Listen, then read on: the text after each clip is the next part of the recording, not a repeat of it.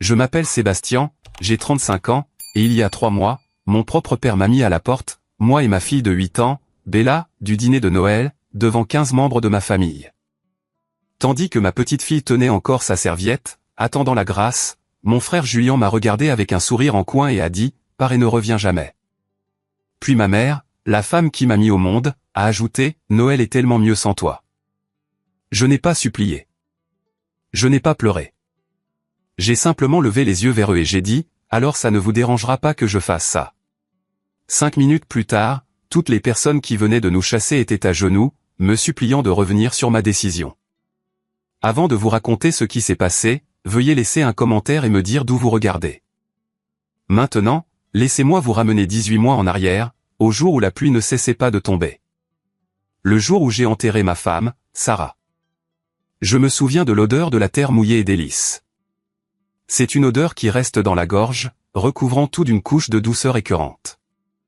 Je me tenais là, tenant la main de Bella si fort que ses phalanges devenaient blanches. Elle n'avait que 6 ans alors. Elle portait cette petite robe de velours noir que Sarah lui avait achetée pour un récital l'année précédente. Elle était trop petite maintenant, l'ourlet remontant un peu haut, mais je ne pouvais pas me résoudre à lui acheter des vêtements de deuil. Cela semblait trop définitif, trop. Le prêtre parlait du plan de Dieu et de meilleurs endroits. Mais tout ce que j'entendais était le bruit de la pluie frappant le cercueil en acajou. C'était un son rythmique, un tambourinage creux. Sarah était à l'intérieur de cette boîte. Ma Sarah, la femme qui riait quand elle brûlait le pain grillé. La femme qui pouvait faire un créneau avec un monospace dans un espace prévu pour un vélo. Parti. Juste comme ça. Un anévrisme. Les médecins ont dit une bombe à retardement. Nous n'avons jamais entendu de tic-tac. J'ai senti une main sur mon épaule. Lourde, ferme. Je me suis tourné, m'attendant à du réconfort. C'était mon père, Gérald. Il ne regardait pas le cercueil. Il me regardait. Sa mâchoire était serrée, cette veine familière palpitant dans sa tempe. Il s'est penché près, son souffle sentant le café rassis et les menthes poivrées. « Reprends-toi, Sébastien », siffla-t-il. Ce n'était pas un murmure. C'était un ordre. Les gens regardent. Tu as l'air faible.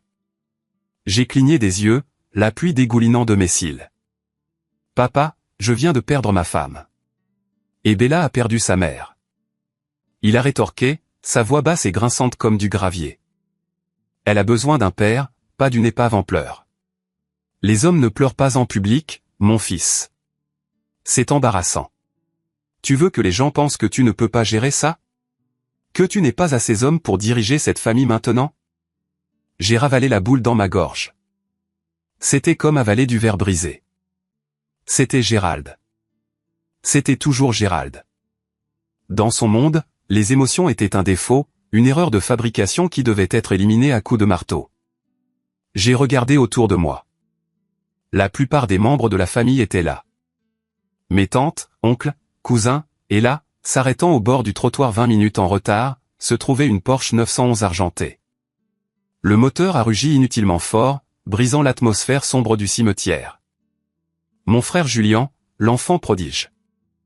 Il est sorti de la voiture, ajustant ses lunettes de soleil de designer, vérifiant sa montre avant même de regarder la tombe. Il s'est approché, ses chaussures en cuir italien crissant sur le gravier mouillé. Il ne m'a pas serré dans ses bras. Il ne s'est pas agenouillé près de Bella. Il s'est dirigé directement vers notre mère, Patricia, et l'a embrassée sur la joue. Le trafic était un cauchemar, a-t-il dit assez fort pour que la moitié de l'assistance l'entende. Un cauchemar absolu. J'ai dû prendre un appel de Tokyo en chemin. Tu sais ce que c'est. Maman lui a tapoté le bras, ses yeux doux d'une manière qu'il n'avait jamais quand elle me regardait. C'est bon, chérie. Tu es là maintenant. C'est ce qui compte. Je me suis retourné vers la tombe. Ma femme était en train d'être mise en terre et mon frère parlait du trafic à Tokyo. Plus tard, à la réception organisée chez mes parents, le fossé est devenu encore plus clair. La maison était un grand domaine de style colonial qui était dans la famille depuis 3 générations.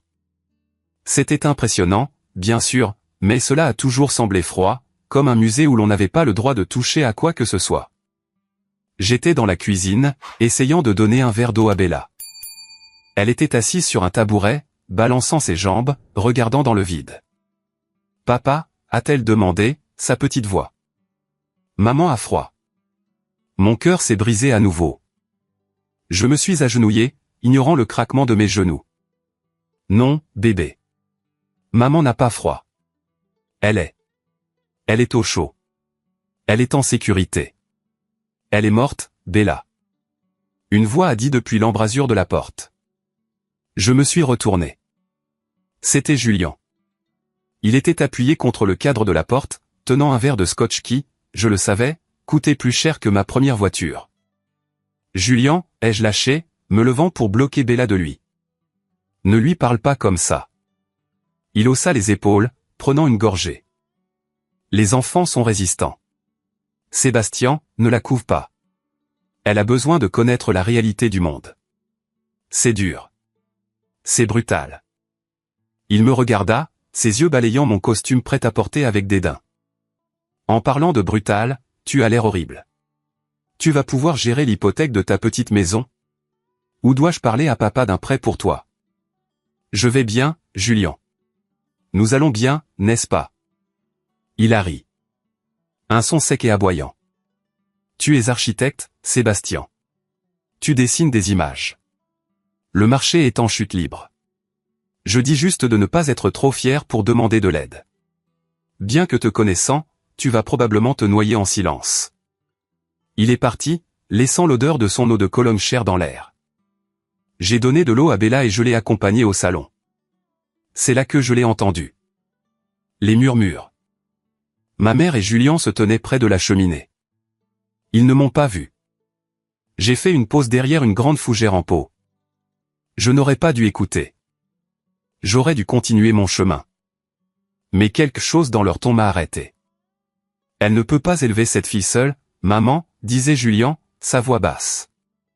Tu sais ça, n'est-ce pas? Sébastien est faible. Il a toujours été le sensible. Sans Sarah, il va craquer. J'ai attendu que ma mère me défende, qu'elle dise « Non, c'est un bon père. Il l'aime. » Au lieu de cela, Patricia a soupiré. Le son d'une martyre. Je sais, Julian. Je sais. Il n'a pas ta force. Il n'a pas ton dynamisme. Je l'ai vu pleurer au bord de la tombe. C'était pathétique. Pathétique, a répété Julian. Peut-être devrions-nous discuter d'alternatives. Pour le bien de Bella, peut-être qu'elle devrait rester avec nous un moment. Ou peut-être que toi et papa devriez la prendre. Nous en discuterons plus tard, a dit maman, sirotant son vin. Laisse-le faire son deuil. Mais tu as raison. Il n'est pas équipé pour ça. Il ne l'a jamais été. Mon sang s'est glacé. Ma propre mère et mon frère discutaient de me prendre ma fille le jour des funérailles de ma femme parce que j'avais osé pleurer. J'ai attrapé la main de Bella. Viens, ma chérie. Nous partons. Mais papa, nous n'avons pas eu de gâteau, a-t-elle murmuré. Nous prendrons une glace en rentrant à la maison, ai-je dit, ma voix tremblante. Juste nous deux. Je suis sorti de cette maison sans dire au revoir à personne. Je ne savais pas alors que ce n'était que le début. Je ne savais pas que le deuil allait être remplacé par une guerre. Une guerre pour ma dignité, ma fille et ma survie. Pendant les 3 mois suivants, le silence de ma famille fut assourdissant.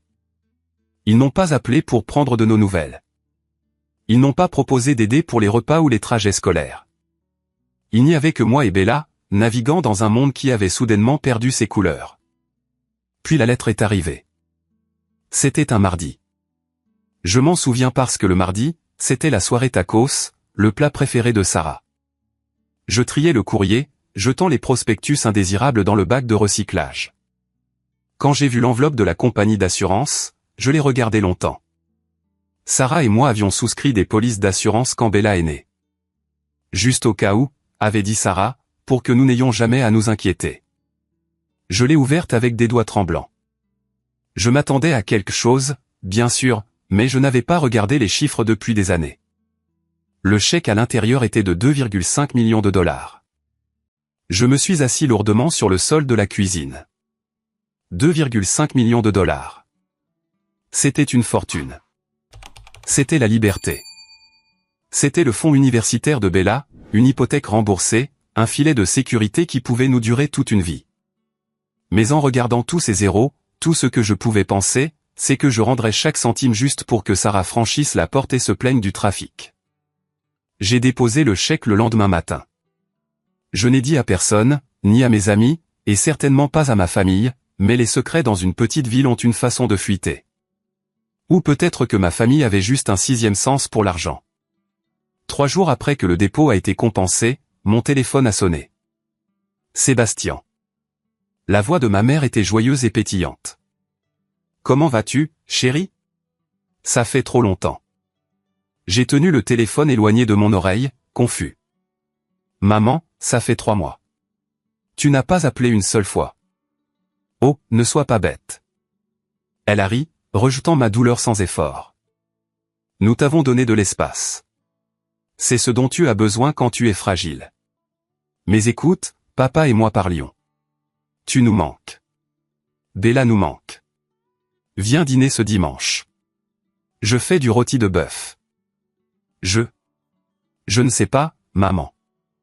Absurde. Julien sera là aussi. C'est un moment en famille. Nous devons rester unis. J'ai regardé Bella, qui dessinait un portrait de notre famille. Juste nous deux maintenant à la table de la cuisine. Elle avait besoin de sa famille. Elle avait besoin de cousins et de grands-parents. Peut-être étais-je trop dur. Peut-être qu'ils se souciaient vraiment de nous. D'accord, ai-je dit contre ma meilleure intuition. Nous serons là. Ce fut la première erreur. Les dîners du dimanche sont devenus une routine.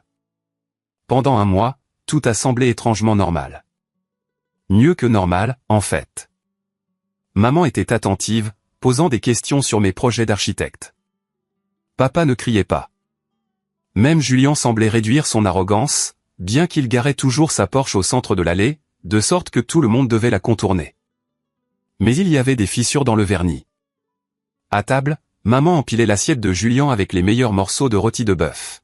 « Tu as besoin de ta force, chérie, disait-elle, si fort qu'on l'entendait dans toute la ville. Puis elle me servait une portion plus petite. Généralement le bout, un peu sec. Tu as l'air un peu épais au milieu, Sébastien, disait-elle avec un sourire forcé. Peut-être devrais-tu réduire les glucides. Nous ne voulons pas que tu aies une crise cardiaque. Genre, eh bien, tu sais, nous avons besoin que tu sois en bonne santé pour Bella. C'était subtil, une pique enveloppée de préoccupation, un rappel que j'étais le faible, le malsain, celui qui avait besoin d'être géré. Puis la conversation a changé. C'était le 4e dimanche. Nous prenions le dessert, une tarte aux pommes, le plat préféré de Julien, bien sûr. Papa s'éclaircit la gorge. C'était un son comme un maillet frappant un bloc. Sébastien, commença-t-il, s'essuyant la bouche avec une serviette en lin. J'ai entendu des choses. Je posai ma fourchette. Quelle chose? À propos de tes finances, dit-il, me fixant des yeux. On dit que le règlement de l'assurance est arrivé. Je me raidis. Je ne leur avais pas dit.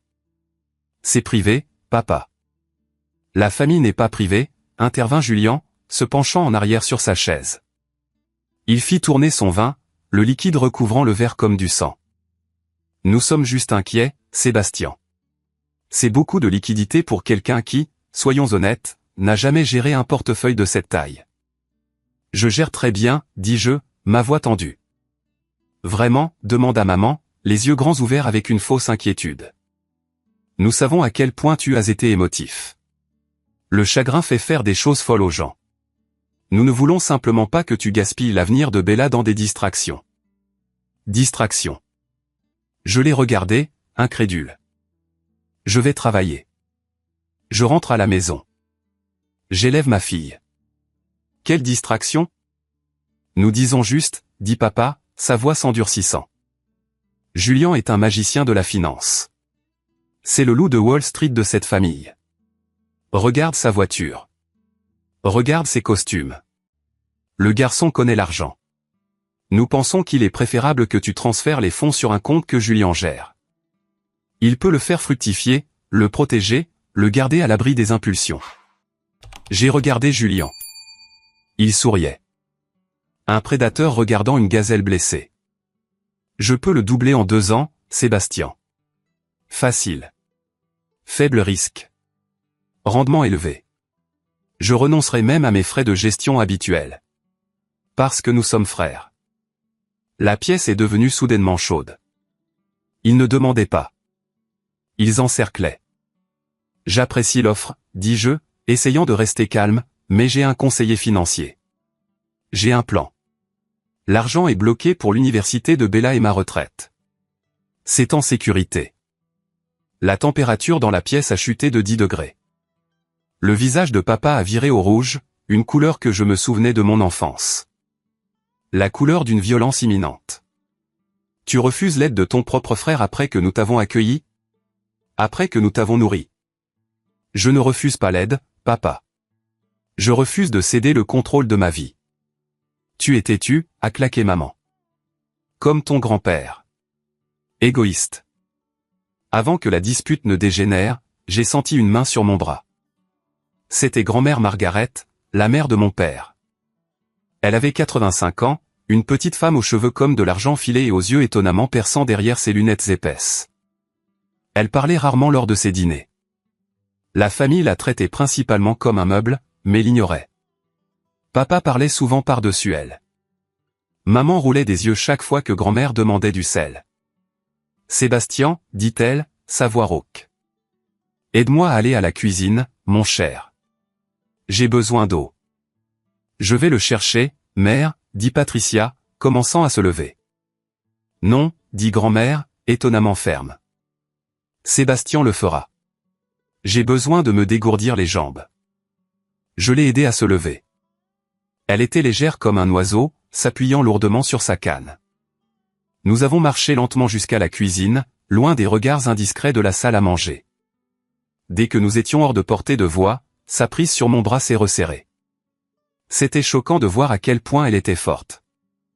Elle m'a tiré près d'elle, sa voix tombant à un murmure. Ne leur fais pas confiance. J'ai cligné des yeux. Grand-mère. Sûrement. Sifflatait-elle, regardant la porte battante. Ils pensent que je suis vieille. Ils pensent que je suis sénile. Ils parlent devant moi comme si j'étais une lampe. Mais j'entends tout, Sébastien. Elle fouilla dans la poche de son cardigan et me pressa une serviette en papier froissée dans la main. Prends ça, murmura-t-elle. Je l'ai regardé. D'une écriture tremblante, il y avait un nom et un numéro, Marcus Webb. Et en dessous, 3 mots, ne fais confiance à personne. Qui est-ce, ai-je demandé. Un avocat, dit-elle. Un vrai, pas les escrocs avec qui ton frère joue au golf. Appelle-le demain. Grand-mère, qu'est-ce qui se passe? Elle me regarda et pour la première fois je vis la peur dans ses yeux. Julien n'est pas un magicien, Sébastien, c'est un joueur. Et ton père? Ton père est désespéré. Il sent le sang dans l'eau. Ton sang. La porte s'ouvrit. Maman entra, son sourire forcé et faux. Tout va bien ici, demanda-t-elle, ses yeux allant de l'un à l'autre.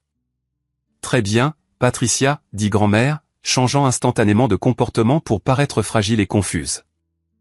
Juste soif. Sébastien est un si bon garçon, aidant une vieille dame. J'ai mis la serviette dans ma poche. Mon cœur battait la chamade contre mes côtes. Nous sommes retournés à table, mais je n'ai pas pu manger une bouchée de plus. J'ai regardé Julien, riant de sa propre blague, faisant tourner sa montre chère. J'ai regardé mon père, hochant la tête, la fierté rayonnant sur son visage. Ils sentent le sang. Les semaines suivantes, la pression s'est accentuée. Ce n'était plus seulement des conversations au dîner. C'étaient des appels téléphoniques, des messages. L'entreprise de construction de papa est en difficulté, ma mère Edith envoyait un SMS un mardi après-midi. Problème de chaîne d'approvisionnement. Il est stressé. Sa tension artérielle est au plafond. Ce serait dommage qu'il lui arrive quelque chose à cause du stress financier. Puis maman a appelé en pleurant. Les factures médicales, Sébastien, ma chirurgie de la hanche. L'assurance ne couvrira pas tout. Nous envisageons. Eh bien, nous pourrions devoir vendre la maison du lac. Tu te souviens de la maison du lac où tu as appris à nager? Il n'avait pas de maison du lac. Il l'avait vendue il y a 10 ans, mais la manipulation était claire. Nous souffrons. Tu es riche. Arrange ça. J'ai essayé d'être le bon fils. Vraiment. Un soir, je suis allé chez eux. Gérald était assis dans son bureau, entouré de papiers, l'air vraiment épuisé. Papa, ai-je dit, debout dans l'embrasure de la porte. J'ai entendu parler du magasin, des problèmes de chaîne d'approvisionnement. Il leva les yeux injectés de sang. C'est un désordre, mon fils. Juste un désordre. 30 ans que j'ai bâti cette entreprise. 30 ans. Et maintenant, pouf. Je veux aider, ai-je dit. Ses yeux se sont illuminés. Je le savais. Je savais que tu interviendrais. Julien a dit que tu étais têtu, mais j'ai dit, non, Sébastien est un Whitmore. Il fait ce qu'il faut. J'ai sorti mon chéquier. Je peux te prêter 50 000 $. Pas d'intérêt. Rembourse-moi quand le marché se redressera. Je peux écrire le chèque tout de suite. Je pensais qu'il serait soulagé. Je pensais qu'il serait reconnaissant. 50 000 $ étaient beaucoup d'argent. Cela pouvait résoudre les problèmes de trésorerie immédiats. Au lieu de cela, son visage s'est assombri. La veine violette sur son front palpitait. Seul? Il cracha le mot comme s'il était du poison. Tu veux prêter de l'argent à ton père? Comme si j'étais un cas de charité? Un mendiant dans la rue. Papa, ce n'est pas de la charité. C'est de l'aide. C'est exactement ce que tu as demandé. Je n'ai pas demandé l'aumône, a-t-il rugi, frappant du poing sur le bureau. J'ai demandé un investissement. J'ai demandé du capital. Julien a un plan pour restructurer la dette, pour s'étendre sur de nouveaux marchés. Nous avons besoin de 500 000 minimum pour bien faire les choses. 500 000 $. Je reculai. Papa, c'est un quart de l'avenir de Bella. Je ne peux pas juste risquer ça sur une expansion quand tu me dis que tu ne peux pas payer la facture d'électricité. Ce n'est pas un pari, a-t-il crié. C'est des affaires. Mon Dieu, tu es comme ta mère autrefois. Effrayé, petit, pensant petit. C'est pourquoi tu n'es qu'un architecte, Sébastien. C'est pourquoi tu vis dans cette petite maison. Tu n'as pas le courage de la grandeur. J'ai le courage de protéger ma fille, ai-je dit, ma voix calme, bien que mes mains tremblaient. Je t'offre 50 000 $. Prends-le ou laisse-le. Il se leva, me dominant de toute sa taille. Sors d'ici, Sébastien. Je lui ai dit. Sors d'ici. Si tu ne peux pas faire confiance à ta famille, si tu ne peux pas respecter ton père au point de le soutenir, alors sors de mon bureau. Je suis parti. J'ai conduit jusqu'à la maison avec les larmes qui me montaient aux yeux, serrant le volant jusqu'à ce que mes phalanges blanchissent. Je ne lui ai pas donné l'argent, et c'est à ce moment-là que la guerre froide s'est transformée en une guerre chaude. Quelques jours plus tard, je récupérais Bella à l'école. Elle courait généralement vers moi, son sac à dos rebondissant. Mais aujourd'hui, elle marchait lentement, traînant les pieds. Son visage était strié de larmes. Je me suis précipité vers elle, tombant à genoux. Bella, chérie, qu'est-ce qui s'est passé? Quelqu'un t'a fait du mal? Elle secoua la tête, enfouissant son visage dans mon épaule. Elle sanglotait. Ces sanglots profonds et saccadés qui secouent tout le corps d'un enfant. Bébé, parle-moi, s'il te plaît. Grand-mère Patricia, étouffa-t-elle. Grand-mère, était-elle là? Bella hocha la tête. Elle est venue m'apporter un cupcake pour le déjeuner. Elle a dit. Qu'est-ce qu'elle a dit? Bella me regarda, ses yeux rouges et gonflés. Elle a dit qu'elle souhaitait que papa soit mort aussi. Le monde s'est arrêté. Les bruits de la cour de récréation, des autres parents, des voitures, tout est devenu silencieux. Quoi, ai-je chuchoté? Elle a dit. Bella prit une inspiration tremblante. Elle a dit qu'elle souhaitait que maman soit en vie et que tu sois mort parce que maman savait comment prendre soin de nous et toi non. Elle a dit que tu étais malade dans ta tête et que bientôt je devrais aller vivre avec oncle Julien. Ma vision s'est brouillée. Une brume rouge s'est installée sur mes yeux. Je n'avais jamais ressenti une telle rage. Ce n'était pas de la colère. C'était un besoin primal, animal, de détruire ma propre mère. Elle était venue à l'école de ma fille, m'avait contourné et avait versé du poison dans l'oreille d'une enfant de 8 ans. Elle terrorisait une enfant pour m'atteindre, pour atteindre l'argent. J'ai serré Bella dans mes bras. La serrant si fort que j'avais peur de lui faire du mal. Écoute-moi, Bella. Regarde-moi. Elle me regarda, terrifiée. C'est un mensonge. Grand-mère a eu tort de dire ça. Je ne suis pas malade. Je ne vais nulle part. Et tu ne vivras jamais, jamais avec oncle Julien. Tu m'entends? Nous restons ensemble. Toi et moi toujours. Promis, murmura-t-elle. Je te le jure sur ma vie, ai-je dit. Je nous ai ramenés à la maison, mes mains tremblant sur le volant. Je ne suis pas allé chez mes parents pour leur crier dessus. C'est ce qu'ils voulaient. Ils voulaient que j'explose, que j'aie l'air instable, pour prouver leur point de vue selon lequel j'étais émotif et faible. Au lieu de cela, je suis allé dans mon bureau, j'ai fermé la porte à clé et j'ai sorti la serviette froissée de mon portefeuille. J'ai composé le numéro. Cabinet d'avocat Marcus Webb. Une voix professionnelle a répondu.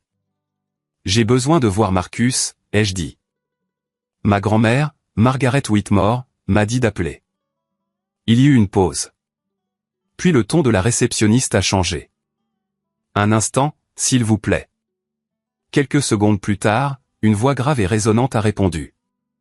Sébastien, j'attendais votre appel. Pouvez-vous venir demain? Nous n'avons pas beaucoup de temps. Temps pourquoi, ai-je demandé. Pour vous sauver, a dit Marcus. Avant qu'il ne vous dépouille complètement. Le bureau de Marcus Webb ne ressemblait en rien aux cliniques juridiques de centre commercial que mon père utilisait. Il était situé en centre-ville, au 40e étage d'une tour de verre surplombant la ligne d'horizon de la ville. Il criait la compétence. Il criait la puissance. Marcus lui-même était un homme d'une 50aine d'années, aux yeux perçants, portant un costume qui lui allait comme une armure. Il me serra fermement la main. Votre grand-mère est une femme remarquable, dit-il, me faisant signe de m'asseoir, vive comme l'éclair. Elle s'est inquiétée pour vous. Elle m'a dit de ne faire confiance à personne, ai-je dit. Est-ce si grave que ça? Marcus ne répondit pas immédiatement. Il ouvrit un dossier en cuir sur son bureau. Il me tendit une feuille de papier. Savez-vous ce que c'est? Je l'ai regardé. C'était un rapport de crédit, pas le mien. Ça, dit Marcus, c'est la situation financière de votre frère Julien. J'ai parcouru les chiffres. Mes yeux s'écarquillèrent. Cela dit qu'il est endetté. Des millions. Julien n'est pas un magicien de la finance, Sébastien, dit Marcus d'un ton sec. C'est un escroc. Il dirige une pyramide de Ponzi déguisée en société d'investissement de luxe. Il paie les premiers investisseurs avec l'argent des nouveaux, mais le puits s'est tari. Il est actuellement sous enquête par la SEC, bien qu'il ait réussi à garder le silence pour l'instant. Il doit de l'argent à des prêteurs privés. Le genre de prêteurs qui cassent des rotules, pas des codes de crédit. Mais la voiture, balbutiai-je. La Porsche, la Ferrari qu'il a conduite la semaine dernière. La Lamborghini Urus avec laquelle il est arrivé hier. Des locations, dit Marcus, ou du moins sous des sociétés écrans qui sont en défaut de paiement au moment où nous parlons. Il fait un spectacle pour attirer de nouveaux investisseurs. Et en ce moment, son plus grand investisseur cible, c'est vous. Je me suis senti mal. Et papa, l'entreprise. Marcus me tendit un autre papier. L'entreprise de votre père n'est pas en difficulté, Sébastien. Elle est partie. Il l'a hypothéquée au maximum pour renflouer Julien il y a 6 mois. Il a hypothéqué la maison de vos parents, celle où ils vivent, pour couvrir les dettes de jeu de Julien. Ils sont à 3 mois de la saisie. S'ils n'obtiennent pas une injection massive de liquidité avant le 1er janvier, ils perdront tout. La maison, le magasin, les voitures, tout. Je me suis assis, l'air quittant mes poumons. Ce n'était pas seulement de la cupidité. C'était du désespoir. Ils n'essayaient pas de construire un empire. Ils essayaient d'arrêter un glissement de terrain. Et j'étais le sac de sable qu'il voulait jeter sur le chemin. Alors quand maman a dit à Bella que j'étais malade. Il monte un dossier pour incompétence, dit Marcus, sa voix grave. J'ai fait quelques recherches. Julien a déjà contacté un médecin, un de ses amis, pour se renseigner sur le processus de déclaration d'incapacité mentale d'un membre de la famille en raison d'une psychose induite par le deuil. Leur plan est de vous faire déclarer inapte, d'obtenir la garde de Bella et, par conséquent, de prendre le contrôle du fonds fiduciaire et de l'argent de l'assurance. Ils ne veulent pas seulement l'argent, Sébastien. Ils sont prêts à vous détruire pour l'obtenir. J'ai pensé aux funérailles. Les gens ne respectent pas la faiblesse. Papa avait dit. Il avait mis cela en place depuis la mort de Sarah. Que dois-je faire, ai-je demandé, ma voix à peine un murmure. Nous nous battons, a dit Marcus. Mais nous nous battons intelligemment. Nous ne crions pas. Nous ne hurlons pas. Nous les laissons creuser leur propre tombe. Il a tendu la main vers son tiroir et en a sorti une épaisse enveloppe. Votre grand-mère m'a donné ça. C'est l'option nucléaire, mais vous ne pouvez pas l'utiliser tout de suite. Vous devez attendre le bon moment. Vous devez les laisser montrer leur vrai visage à tout le monde. Quand ?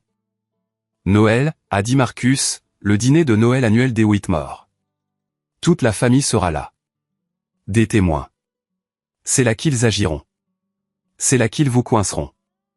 Et c'est là que vous les enterrerez. J'ai pris l'enveloppe. Elle semblait lourde. Une dernière chose, a dit Marcus. Il a fait pivoter son ordinateur portable. J'ai réussi à accéder à des journaux de courriel. Ne me demandez pas comment. Lisez simplement. Je me suis penché. C'était une chaîne de courriel entre Julien et maman. L'objet, Opération Sébastien. Date, 2 semaines après les funérailles de Sarah. De Julien à Patricia. Maman, il est faible. Il pleure tout le temps. C'est pathétique, mais ça nous arrange. Nous devons pousser le récit de l'instabilité. Dis autant qu'il boit. Je m'occuperai du côté financier. Une fois que nous aurons la procuration, je pourrai effacer les dettes en 1 semaine. Nous avons juste besoin de le briser. De Patricia à Julien, j'y travaille. Je parlerai à l'école de Bella si nous pouvons obtenir qu'une conseillère dise qu'il la néglige. C'est fini. Assure-toi juste de sauver la maison, chérie. Je ne peux pas être sans abri à mon âge. Je l'ai lu 2 fois. Les larmes me brûlaient les yeux, mais ce n'étaient plus des larmes de chagrin. C'étaient des larmes de clarté. Il l'avait appelée Opération Sébastien, comme si j'étais une cible militaire, comme si je n'étais pas leur fils, leur frère. J'étais juste un obstacle entre eux et une pile d'argent. Je suis partant, ai-je dit à Marcus. Quoi que vous ayez besoin, je suis partant. Les semaines suivantes furent un tourbillon de guerre psychologique. Je devais jouer le rôle. Je devais être le Sébastien faible qu'ils attendaient. Quand Julien faisait des commentaires désobligeants sur mes vêtements, je regardais mes chaussures. Quand papa me criait dessus à propos de mes devoirs familiaux, je balbutiais des excuses. Je les ai laissés penser qu'ils gagnaient. Mais chaque nuit, je documentais tout. Chaque SMS, chaque message vocal, chaque fois que maman laissait échapper accidentellement à une cousine que je luttais contre la dépendance. Les rumeurs se répandaient comme une traînée de poudre. Ma cousine Rachel m'a envoyé un SMS, « Hey, Sébastien, j'ai entendu dire que tu avais des problèmes avec le jeu. Si tu as besoin d'une réunion, je connais un gars. » Tante Betty m'a appelé, « Sébastien, chérie, est-ce vrai que tu n'as pas acheté de cadeau de Noël à Bella parce que tu as perdu l'argent en crypto ?» Il a fallu toute ma force pour ne pas crier la vérité. Mais j'ai tenu bon. Attendez Noël, avait dit Marcus, attendez le public. Puis vint l'ultimatum. 2 jours avant Noël, Julien s'est présenté à ma porte. Il n'est pas entré. Il est resté sur le porche, les flocons de neige saupoudrant les épaules de son manteau de cachemire. C'est ça, Sébastien, dit-il en me tendant un dossier. Procuration, transfert complet de la gestion des actifs. Signe-le. Et si je ne le fais pas? Alors ne t'embête pas à venir dîner à Noël, dit-il d'un air moqueur. Maman et papa en ont fini avec toi. Si tu ne signes pas ça, tu te coupes de tout. Pas de famille, pas de soutien, juste toi et cette gamine seule au monde. Il s'est approché, son eau de colonne masquant l'air frais de l'hiver. Et honnêtement, tu n'es pas capable de l'élever. Regarde-toi. Tu es un désastre. Signe les papiers. Laisse les adultes gérer l'argent. Et peut-être que nous te laisserons la voir les week-ends une fois que nous aurons la garde. La garde, ai-je demandé. Ma voix tremblait. Une fausse tremblante. C'est déjà en marche, mentit Julien sans ciller. Les services de protection de l'enfance ont été appelés. Une dénonciation anonyme pour négligence. Drogue dans la maison. Ça va devenir moche, Sébastien, à moins que tu ne signes. Il a tapé le dossier contre ma poitrine. Apporte-le au dîner. Signé ou tu pars et ne reviens jamais. Il est retourné à sa Lamborghini Urus louée, le moteur rugissant comme une bête alors qu'il s'éloignait à toute vitesse. Je l'ai regardé partir. J'ai touché la poche où je gardais l'enveloppe de grand-mère. D'accord, Julien, ai-je murmuré à la rue vide. Je te verrai au dîner. La veille de Noël, je n'ai pas pu dormir. Je me suis assis dans la chambre de Bella, regardant le va-et-vient de sa poitrine pendant qu'elle dormait. Elle serrait un ours en peluche que Sarah lui avait donné. Je ne les laisserai pas te prendre, ai-je murmuré. Je te le promets. Mon téléphone a vibré. C'était papa. SMS de papa. 23h45. Ne sois pas stupide demain. Fais ce qui est juste pour la famille où tu n'es plus mon fils. Je n'ai pas répondu. J'ai juste fixé l'écran jusqu'à ce qu'il devienne noir. Le matin de Noël était gris et froid. Bella était silencieuse. Elle sentait la tension. On doit aller chez grand-mère, demanda-t-elle pendant que je lui tressais les cheveux. Oui, bébé, mais juste un petit moment. Et puis, après, tout va changer. Grand-mère Patricia va encore être méchante? Non, ai-je dit, un ton dur dans la voix. Personne ne sera plus jamais méchant avec toi. Je vais m'en assurer. Nous nous sommes rendus au domaine à 17h. La maison était parfaite, comme sur une image. Des couronnes dans chaque fenêtre. Des lumières blanches scintillantes le long du toit. Un énorme Père Noël gonflable sur la pelouse. C'était le rêve américain emballé et vendu. Mais en arrivant dans l'allée, j'ai vu les voitures. La Lamborghini Urus jaune de Julien était garée en diagonale sur 2 places, affirmée et odieuse. La Mercedes de papa, le camion d'oncle Tom. Je me suis garé dans la rue. Prête, ai-je demandé à Bella. Elle a pris ma main et l'a serrée. Prête. Nous avons marché le long du chemin. La neige craquait sous mes bottes. J'ai senti le poids de l'enveloppe dans la poche de ma veste. J'ai senti le téléphone dans l'autre poche, prêt à appeler Marcus. J'ai frappé. Maman a ouvert la porte. Elle portait une robe en velours rouge, l'air d'une matriarche. Elle m'a vu et son sourire a vacillé une fraction de seconde avant de revenir. Sébastien, tu es venu. Elle a regardé mes mains. Vide, pas de dossier. Joyeux Noël, maman. Elle s'est penchée pour me serrer dans ses bras, me murmurant à l'oreille. As-tu apporté les papiers? J'ai apporté quelque chose, ai-je dit. Elle s'est reculée, me regardant avec méfiance. Bien. Entre. Tout le monde attend. La maison était chaude et sentait la cannelle et le pain. Mes proches étaient dispersés dans le salon, tenant du lait de poule et du vin. Quand je suis entré, la conversation s'est tue. 15 pères Dieu se sont tournés vers moi. Certains étaient compatissants, ma cousine Rachel. Certains étaient hostiles, papa debout près de la cheminée. Certains étaient simplement curieux. Eh bien, regardez qui a enfin décidé de se montrer, a annoncé Julien, sa voix retentissante emplissant la pièce. Il s'est avancé, me tapant la main sur l'épaule. C'était une prise lourde et agressive. Le fils prodigue. Bonjour, Julien. Bois, proposa-t-il, sans attendre de réponse. Oh, attends. Peut-être pas. J'ai entendu dire que tu réduisais ta consommation d'alcool. Où devrait le faire? Quelques cousins ricanèrent. Tante Betty secoua tristement la tête. Je prendrai de l'eau, dis-je. De l'eau, alors, se moqua Julien. Garde la tête froide. De grandes décisions ce soir, n'est-ce pas? Il me fit un clin d'œil. C'était un geste si arrogant, si sûr de sa victoire que j'ai presque ri. Grand-mère Margaret était assise dans son fauteuil habituel dans le coin. Elle avait l'air fragile, enveloppée dans un châle. Mais quand nos regards se croisèrent, elle me fit un signe de tête microscopique. C'est le moment. Le dîner est servi, a appelé maman. Nous nous sommes dirigés vers la salle à manger. La table était dressée avec la belle porcelaine, l'argenterie qui avait été polie à l'éclat d'un miroir. Papa était assis en bout de table, maman à l'autre bout, Julien était assis à la droite de papa.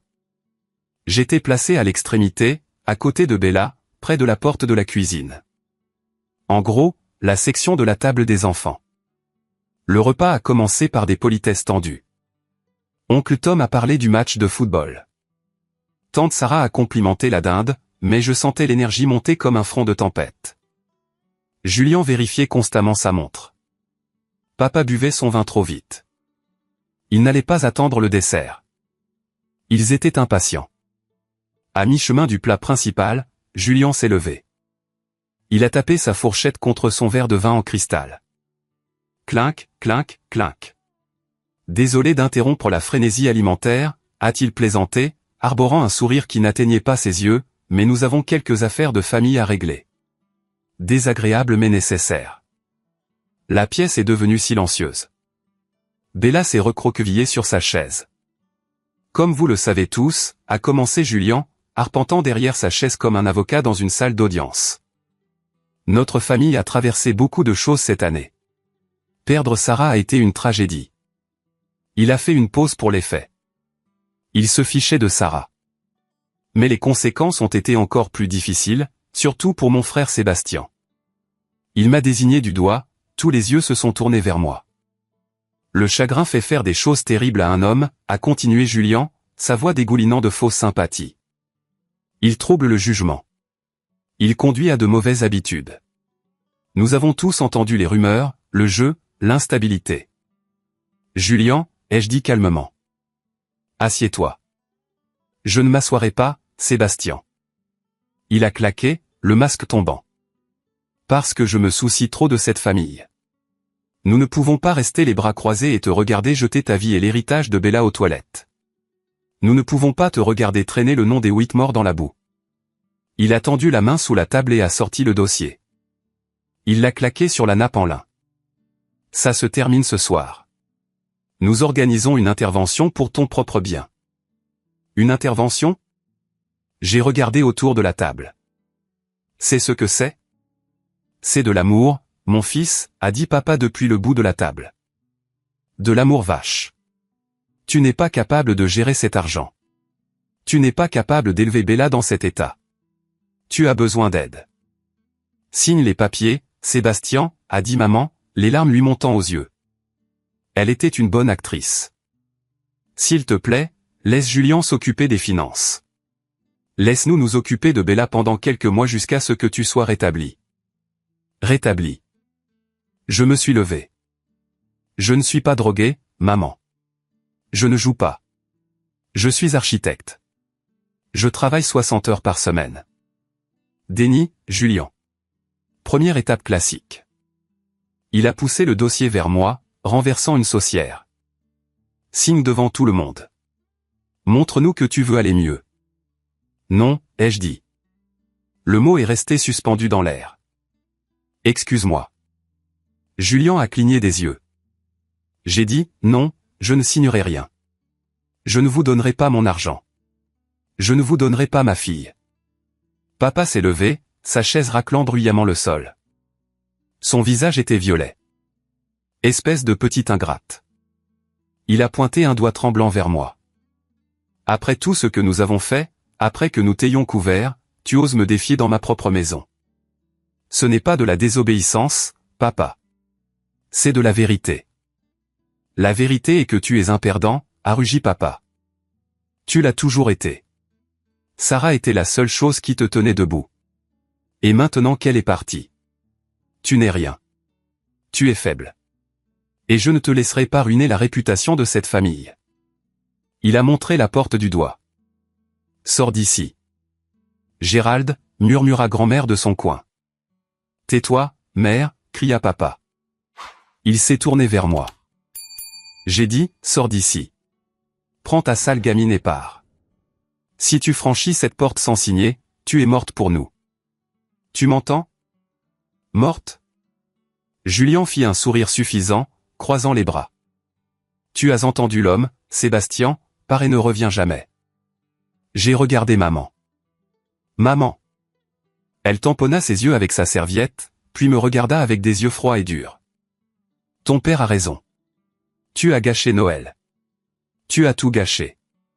Noël est mieux sans toi. Ça l'a toujours été. J'ai baissé les yeux vers Bella. Elle pleurait silencieusement, des larmes coulant dans sa purée de pommes de terre. Cela m'a brisé, puis cela m'a reconstruit. J'ai pris une profonde inspiration. J'ai pris la main de Bella. D'accord, ai-je dit. Vous voulez que je parte? Je partirai. Bon débarras, marmonna Julien. Mais d'abord, ai-je dit, fouillant dans ma poche. Ça ne vous dérangera pas que je fasse ça. J'ai sorti mon téléphone. J'ai appuyé sur la composition rapide. Maintenant, ai-je dit dans le combiné. Qui appelles-tu? Demanda papa. La police. Vas-y. C'est ma maison. Pas la police, ai-je dit, regardant ma montre. Mon avocat. Et il est sur le porche. La sonnette a retenti. Ce n'était pas un tintement poli. C'était une longue pression insistante. Qui diable est-ce? Demanda Julien, sa confiance vacillant pour la première fois. Ouvre la porte, ai-je dit. Maman a regardé papa. Papa a regardé Julien. Personne n'a bougé. Bien, je vais le faire. J'ai marché jusqu'à la porte, Bella s'accrochant à ma jambe. Je l'ai ouverte. Marcus Webb se tenait là, flanqué de deux autres hommes en costume sombre. L'un tenait une caméra vidéo. Bonsoir, a dit Marcus, sa voix portant jusqu'à la salle à manger. Je suis Marcus Webb, avocat représentant Sébastien Whitmore et une autre partie intéressée. Il est passé devant moi et est entré directement dans la salle à manger. La famille a regardé fixement. Un avocat le jour de Noël. Qu'est-ce que ça signifie? Balbutia papa, s'avançant pour bloquer Marcus. C'est une propriété privée. Sortez. En fait, dit Marcus, posant sa mallette sur la table juste à côté de la sauce renversée. Nous devons clarifier quelques idées fausses sur la propriété et sur la vérité. Il ouvrit sa mallette. Le bruit fut comme un coup de feu dans la pièce silencieuse. Qui sont ces gens? Cria maman. Pourquoi y a-t-il une caméra? Documentation, dit Marcus, pour l'affaire en justice. Affaire en justice? Julien rit nerveusement. Sébastien. Rappelle tes chiens. C'est ridicule. Tu te ridiculises. Asseyez-vous, Julien, dit Marcus. Il n'a pas crié, mais sa voix avait le poids de l'autorité que Julien n'avait jamais. Et vous aussi, Gérald, asseyez-vous. Je ne m'assoirai pas. L'ordre ne venait pas de Marcus. Il venait du coin de la pièce. Grand-mère Margaret s'est levée. Elle n'utilisait pas sa canne. Elle se tenait droite, le menton haut. L'acte de la vieille femme fragile tombant comme un lourd manteau. Mère. Papa semblait confus. Qu'est-ce que tu fais? Je reprends mon dîner, dit grand-mère, sa voix claire et forte. Et je reprends ma maison. Elle s'approcha de la table et se tint à côté de moi. Elle me prit la main. Sa prise était de fer. Procédez, monsieur Webb, dit-elle. Marcus hocha la tête. Il sortit une pile de papier. D'abord, dit Marcus, levant un document. Abordons les accusations d'incompétence de Sébastien. Vous affirmez qu'il joue, qu'il est instable. Tout le monde le sait, railla Julien. Demandez au cousin. J'ai ici, continua Marcus, l'ignorant, une comptabilité médico-légale des finances de Sébastien. Chaque centime du règlement de l'assurance est comptabilisé. Il est placé dans un fonds fiduciaire à faible risque pour l'éducation de Bella. Il n'a pas dépensé un centime. Il claqua le papier sur la table. Maintenant, examinons vos finances, Julien. Le visage de Julien devint pâle. C'est hors de propos, n'est-ce pas? Marcus sortit une deuxième pile. Ceci est un rapport de la SEC. Vous êtes actuellement sous enquête pour fraude. Votre société d'investissement est une coquille vide. Vous devez 400 000 $ à des prêteurs privés. Vous avez 3 mois de retard sur votre loyer. Et cette Lamborghini à l'extérieur. Marcus regarda par la fenêtre. Le camion de la fourrière vient d'arriver. Elle est en train d'être remorquée au moment où nous parlons. Non, cria Julien, courant vers la fenêtre. Nous avons tous entendu le bruit des chaînes et le rugissement d'un lourd moteur diesel. Tu es fauché, Julien, ai-je dit, rompant mon silence. Tu es un escroc, et tu as essayé de voler l'argent de ma fille pour rembourser tes usuriers. La pièce éclata. Les cousins chuchotaient. Oncle Tom regarda Julien avec dégoût. Mensonge, cria maman. Mon fils est un succès. C'est un génie. C'est un voleur, Patricia, dit grand-mère, et toi, Gérald. Marcus se tourna vers mon père. Tu savais. Tu savais qu'il échouait. Alors qu'as-tu fait? Tu as hypothéqué cette maison. Tu as vidé les comptes de ton entreprise. Tu es en faillite, Gérald. Papa s'effondra sur sa chaise. Il semblait avoir vieilli de 10 ans en 10 secondes. Je devais sauver la famille, murmura-t-il. Je devais sauver le nom. En détruisant ton autre fils, demanda grand-mère.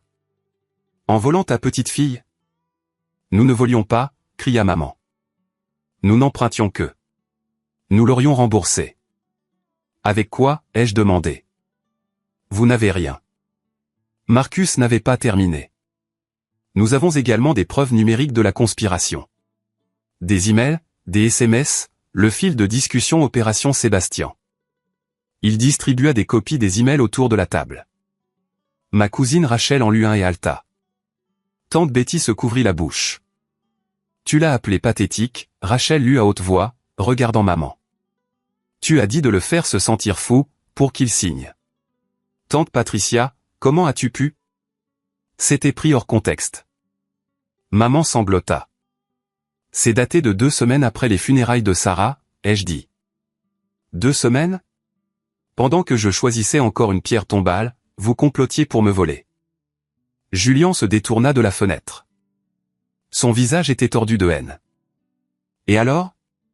Et alors si nous l'avons fait? Tu ne mérites pas cet argent, Sébastien. Tu n'es personne. C'est moi qui ai la vision. C'est moi qui aurais pu transformer ces 2 millions en 10. Tu ne fais que l'accaparer.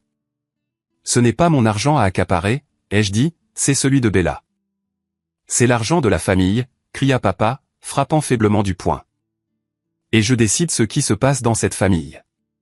Je suis le patriarche. C'est ma maison. En fait, dit grand-mère Margaret, s'avançant. C'est la chose amusante avec les suppositions, Gérald. Tu supposes que c'est ta maison. Elle fouilla dans son châle et en sortit l'enveloppe que j'avais apportée. Elle la tendit à Marcus. Lisez-le, dit-elle. Marcus ouvrit le dossier juridique bleu. Ceci est le dernier testament de Margaret Helen Whitmore, mis à jour il y a 3 jours, annonça Marcus. Testament? Papa semblait confus. Mais tu n'es pas morte. Non. Grand-mère sourit. Mais l'acte de propriété de cette maison est à mon nom. Il l'a toujours été. Je vous ai laissé vivre ici, Gérald. Je vous ai laissé élever votre famille ici. Je pensais que vous seriez un bon gestionnaire. J'avais tort. Elle regarda papa avec une pure déception. Tu es faible, Gérald. Tu as laissé ta cupidité et la vanité de ta femme détruire cette famille. Tu as intimidé ton fils. Tu as traumatisé ta petite fille. Alors Marcus lut le document. À compter de immédiatement, Madame Margaret Whitmore transfère l'acte de propriété situé au 142 Oak Avenue, cette maison, à son petit-fils, Sébastien Whitmore. Le silence qui suivit fut absolu. On pouvait entendre la neige tomber dehors. Quoi? Maman murmura. Non. Julien secoua la tête. Non, c'est impossible. Papa possède cette maison. Vérifiez les registres, dit Marcus. C'était un usufruit viager, révocable, et elle vient de le révoquer. Sortez, dit grand-mère. Elle ne me regardait pas cette fois. Elle regardait papa. Mère, tu ne peux pas être sérieuse, balbutia papa. Où irons-nous? Je ne sais pas, dit grand-mère froidement. Peut-être que Julien peut vous accueillir. Oh, attends. Il n'a plus d'appartement. Grand-mère, s'il te plaît. Julien tomba à genoux. Littéralement, l'arrogance avait disparu, remplacée par une panique pure. J'ai des problèmes. De vrais problèmes. Si je ne paie pas ces gens, ils me feront du mal. Tu ne peux pas les laisser me faire du mal. Tu aurais dû y penser avant d'acheter une Lamborghini que tu ne pouvais pas te permettre, dit-elle. Maman rampa vers moi. Elle me prit la main. Ses larmes coulaient maintenant à flots, ruinant son maquillage. Sébastien, bébé, s'il te plaît. Tu ne peux pas faire ça. Nous sommes tes parents. Nous t'aimons. Nous avions juste peur. Nous ne le pensions pas. Je la regardais. La femme qui avait dit à Bella que j'étais malade. La femme qui avait dit que Noël était mieux sans moi. Tu as dit à Bella que le monde serait meilleur si j'étais mort, dis-je. Je ne l'ai pas fait. Je le jure. Bella m'a dit, ai-je dit. Et Bella ne ment pas. Toi si. J'ai retiré ma main. Marcus, ai-je dit, combien de temps ont-ils légalement? Marcus vérifia sa montre. Puisque le transfert de propriété est effectif immédiatement, ils sont en infraction, mais comme c'est Noël, je dirais que 30 jours est généreux. 30 jours, leur ai-je dit. Emballez vos affaires. Vendez les meubles si vous le devez, mais partez avant le 25 janvier. Sébastien. Papa plaida. Fils, sois un homme. Aie pitié. Je le regardais. Je regardais la veine violette sur sa tête. Je regardais la peur dans ses yeux. Je suis un homme, papa, ai-je dit, je protège ma famille. Ma vraie famille. J'ai soulevé Bella. Elle enfouit son visage dans mon cou. Viens, grand-mère, ai-je dit, allons-y. Cet endroit sent la pourriture. Attends, cria Julien alors que nous nous dirigions vers la porte. Sébastien, prête-moi de l'argent. Juste 50 000. Je peux arranger ça.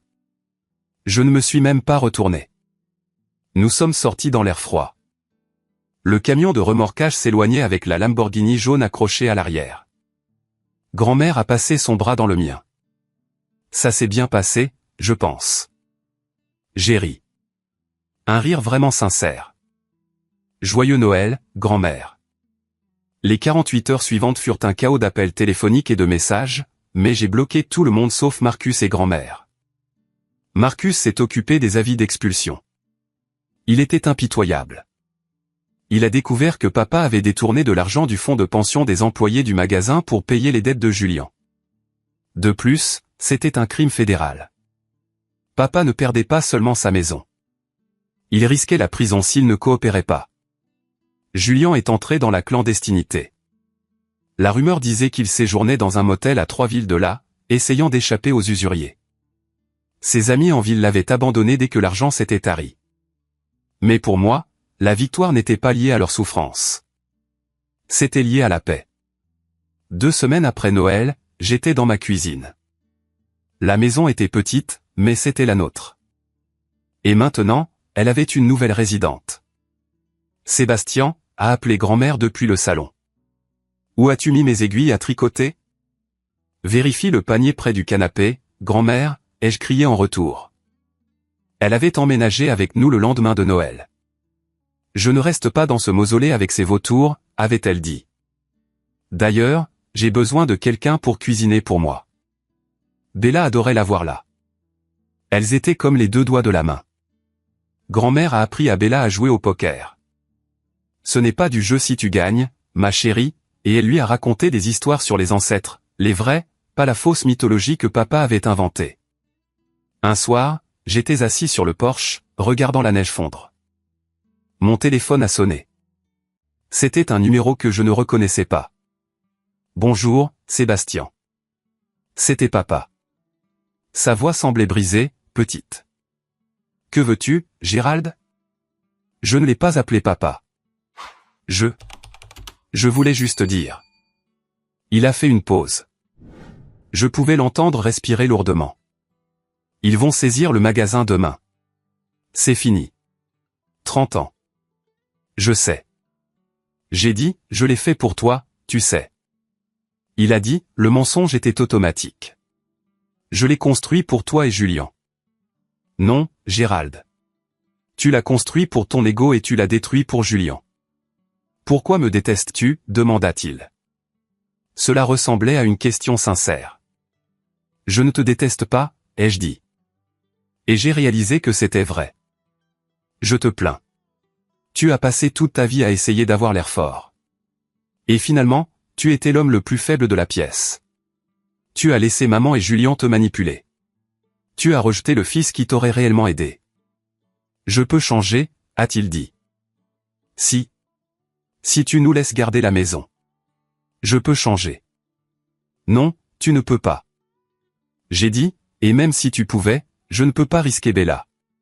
Tu l'as terrorisée. Tu n'as pas de seconde chance avec la sécurité de ma fille. Sébastien. Au revoir, Gérald. J'ai raccroché. J'ai bloqué le numéro. Je suis rentré à l'intérieur. Bella construisait un château Lego sur le sol. Grand-mère dormait dans le fauteuil. Une écharpe à moitié finie sur ses genoux. C'était ça. C'est ce qu'un homme protégeait. Pas une réputation, pas un compte bancaire. Cela. 6 mois plus tard, le soleil d'été était chaud. Nous étions dans le jardin du grand domaine, la maison de grand-mère, mais elle ne ressemblait plus au domaine des Whitmore. Je l'avais rénovée. Être architecte m'a été utile. J'ai arraché les lourds rideaux de velours. J'ai repeint le bois sombre avec des couleurs claires et aériennes. J'ai transformé le bureau sombre de papa en une salle de jeu pour Bella, remplie de soleil et de jouets. Nous ne vivions pas seuls là-bas. J'avais transformé l'aile en appartement. Ma cousine Rachel vivait dans l'un d'eux. Elle s'était excusée à profusion et était en fait une aide précieuse avec Bella. Oncle Tom vivait dans le pavillon de la calèche. Il gérait maintenant le terrain. C'était une sorte de communauté, un domaine familial, mais construit sur le choix, pas sur l'obligation. Papa, regarde. Bella a couru sur l'herbe. Elle riait. Un vrai rire profond. Elle poursuivait un chiot Golden Retriever que nous avions adopté. Attention, ou il va manger tes chaussures, ai-je crié. Marcus est sorti sur la terrasse, tenant 2 limonades. Il était devenu un habitué de nos barbecues du dimanche. Tu as l'air détendu, a dit Marcus, me tendant un verre. Je me sens détendu, ai-je dit. Des nouvelles d'eux. Julien a été arrêté à Miami la semaine dernière, a dit Marcus, prenant une gorgée. Fraude électronique. Il risque de 5 à 10 ans. Et les parents vivent dans un appartement d'une chambre en Ohio, près de la sœur de votre mère. Ils vivent de la sécurité sociale. C'est une existence humiliante. J'ai hoché la tête. Je ne m'en suis pas réjoui. Je me suis simplement senti résolu. Justice avait été rendue. Tu sais, a dit Marcus, regardant la maison, ta grand-mère a encore changé son testament. Oh, mon Dieu. J'ai ri. Quoi maintenant? Elle le laisse au chien. Non. Marcus a souri. Elle l'a mis dans un fonds fiduciaire avec toi comme fiduciaire, mais la bénéficiaire est Bella. Et elle a ajouté une clause. Quelle clause? La clause anti-crétin. Je paraphrase le jargon juridique, mais essentiellement, si un membre de la famille se comporte comme un narcissique toxique, tu as le droit légal de l'expulser immédiatement. Elle voulait s'assurer que l'histoire ne se répète pas. J'ai regardé grand-mère.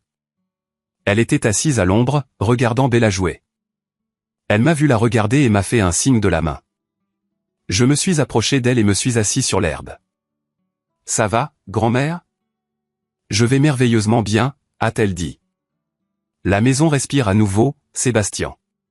Le sens-tu? Elle retenait son souffle depuis si longtemps. Je le sens, ai-je dit. Elle m'a tapoté la main. Tu as bien fait, gamin. Sarah serait fière. C'était la première fois depuis longtemps que je pouvais penser à Sarah sans douleur. J'ai levé les yeux vers le ciel. C'était d'un bleu éclatant et infini. Oui, ai-je murmuré. Je pense qu'elle le serait. J'avais l'habitude de penser qu'être un homme signifiait ce que mon père disait que cela signifiait. Être stoïque, être dur, ne jamais montrer de faiblesse, gagner le plus d'argent. Mais en repensant à ce dîner de Noël, j'ai réalisé qu'il avait tout faux. La chose la plus forte que j'ai jamais faite n'a pas été de gagner des millions de dollars. Ce n'était pas de conduire une voiture rapide. C'était de dire non.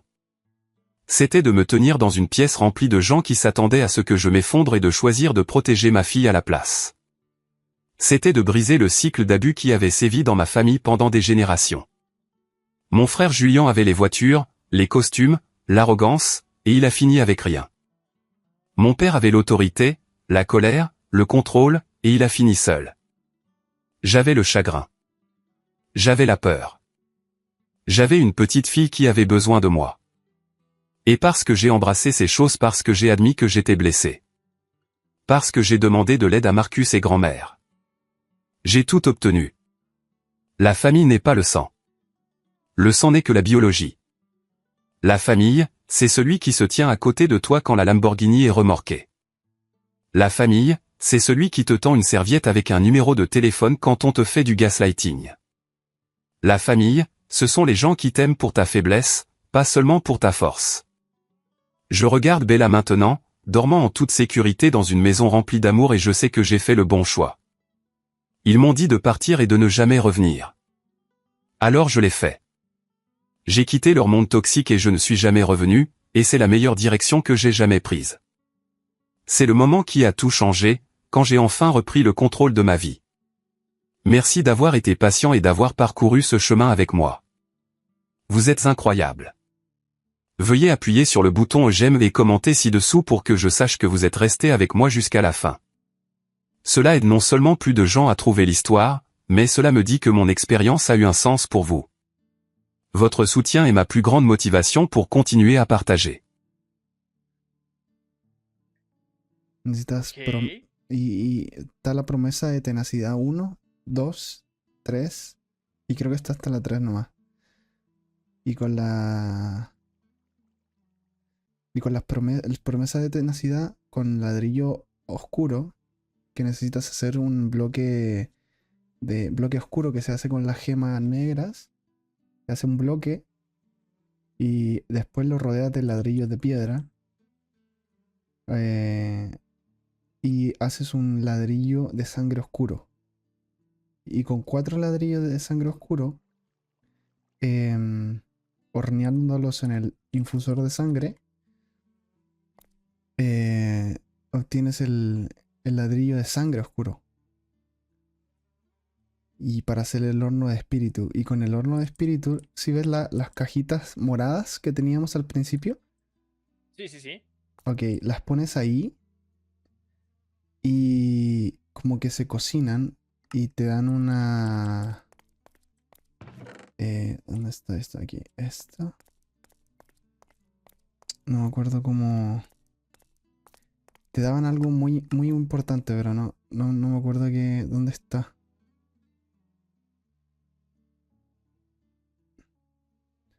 Era algo